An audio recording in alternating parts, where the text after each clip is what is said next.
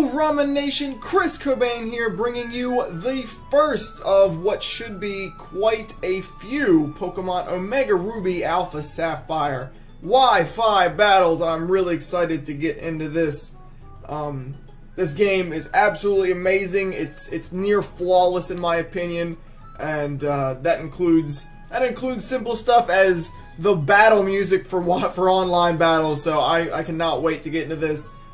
This first battle is against a subscriber in my Twitch channel named Daniel Dupree, and the reason I picked this one, not only is it a really cool battle, but it also is carrying what is already the most broken Pokemon in competitive history by quite a wide margin. So bad that they put it beyond the Uber tier in Smogon. He sits in his own castle called Anything Goes, and that is Mega Rayquaza.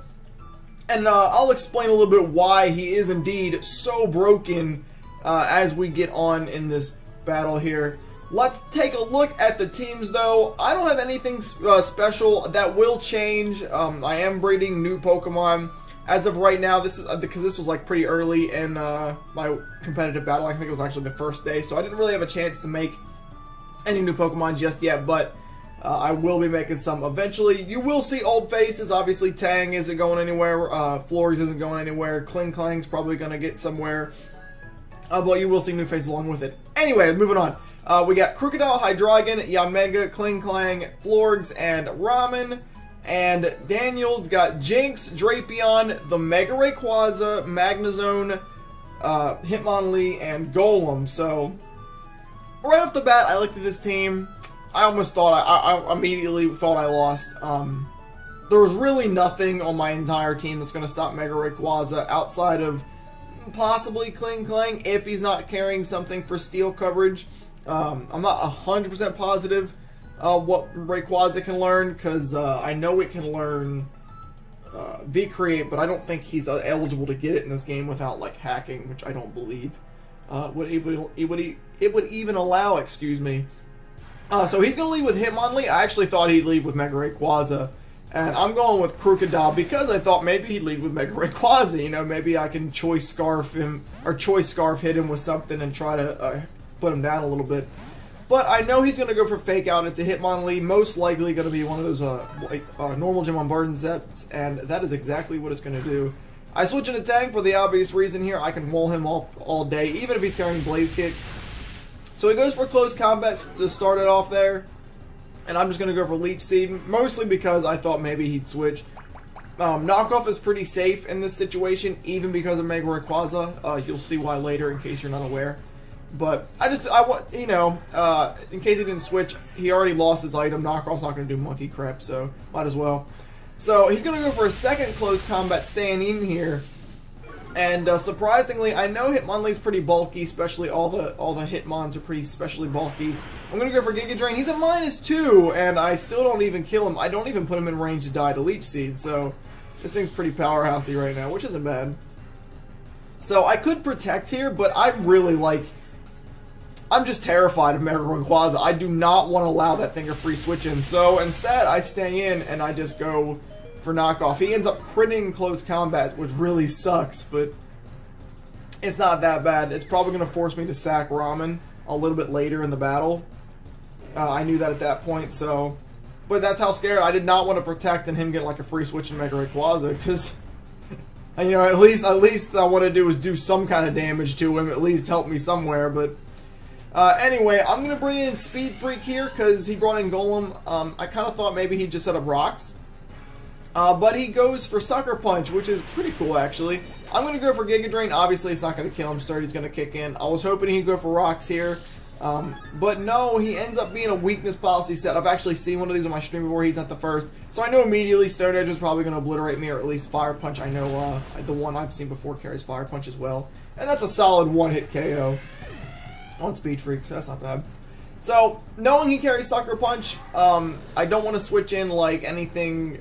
You know, I like Klang Klang, for instance, and have him take a lot of damage off a Sucker Punch. So instead, I'm going to switch in Hydreigon here, and we're going to take the Sucker pretty easily, and we're going to finish him off with a Dragon Pulse.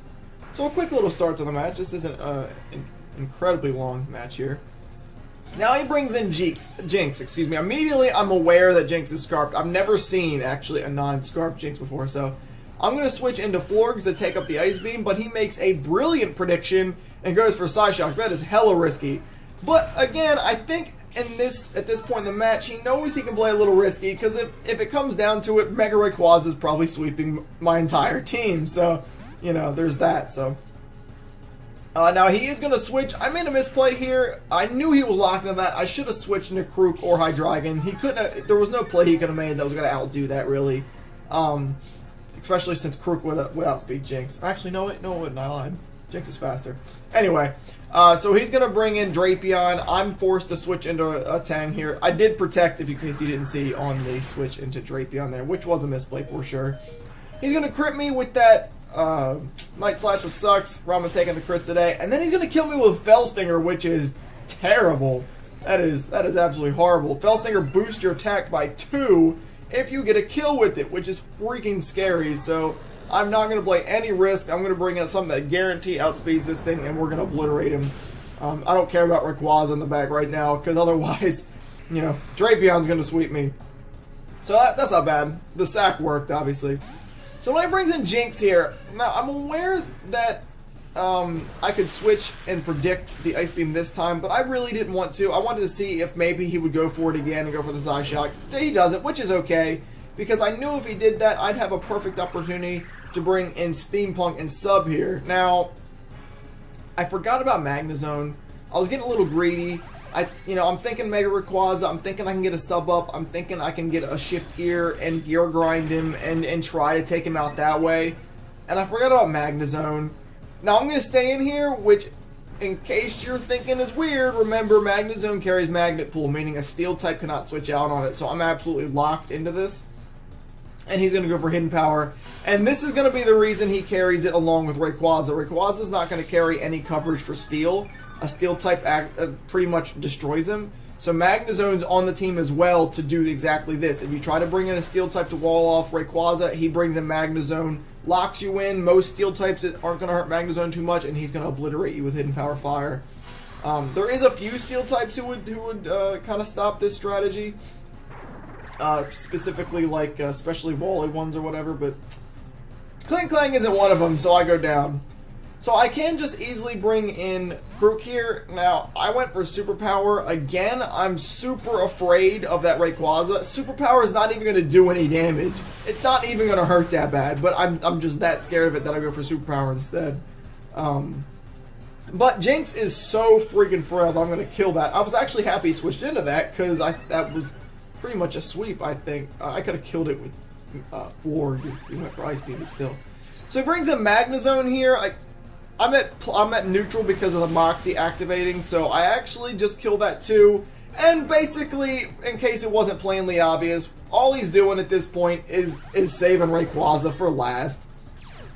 So here comes Rayquaza, and we're going to explain a few things to you right now. One, Rayquaza does not need a Mega Stone to Mega Evolve. Reason one, it's super broken. All he needs is a move called Dragon's Ascent. I'm sure you guys know what it is. It's a flying type attack, even though it's called Dragon Ascent. 120 base power, 100% accuracy. It's basically a flying version of close combat.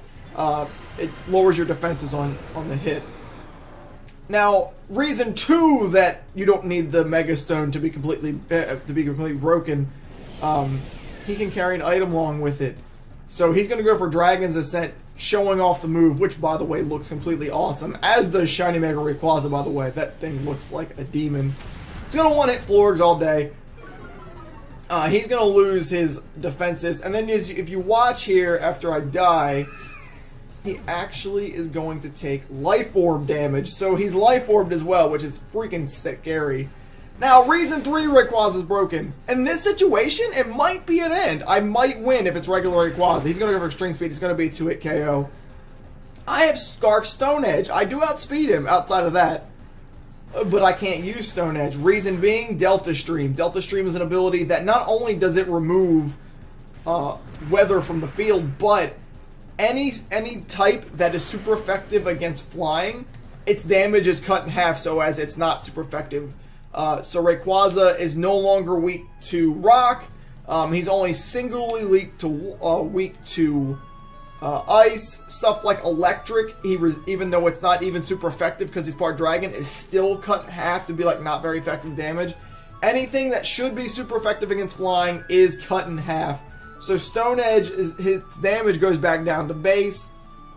Stab Crunch does more, and I ends up losing the match. Unfortunately, you know, it was a really clutch moment there. I actually kind of thought in my head I might have it because of Crunch. Because he was at minus defenses in case, you know, because he did use Dragon's Ascent on Florgs. But it doesn't do enough, unfortunately. And the reason I die is because he's Life Orbed, which, you know, enhances that damage on extreme speed. If I was a knockoff set, which Krook obviously can run instead of Crunch, I might have won. I don't know if because I definitely would have killed him after 2 knockoffs, even without the boost the second time. But I don't know if he would have done enough damage to kill me with a non-Life Orb E-Speed, because he did almost exactly half with the first extreme speed. So maybe if I knocked him off, but that's all in hindsight. It doesn't really matter because I didn't have it, and he did kill me. So I mean, it was a really good match. It did come down to the wire there, really close. If I would have gotten maybe just a higher damage roll or a crit or something, I would have won the match, and that's really cool. Plus, this battle showcases Mega Rayquaza, who looks awesome, and I thought it was a great way to kick off a Mega Ruby battle, so I had to do it. Anyway, awesome game, no matter what it comes down to. He probably could have swept me or nearly swept me with Rayquaza from the beginning, but I guess he just didn't want to be that guy. Daniel's a good guy, so he just wanted to show off the power. But anyway, guys, that is the end of the battle. So thank you guys for taking the time out of your day to watch the video. I really appreciate it, guys. Make sure you hit that like button if you enjoyed Mega Rayquaza being a complete badass. Make sure you subscribe to my YouTube if you have not done so yet, and make sure you check out my Twitch channel at twitch.tv/xchriscobain. I stream live there.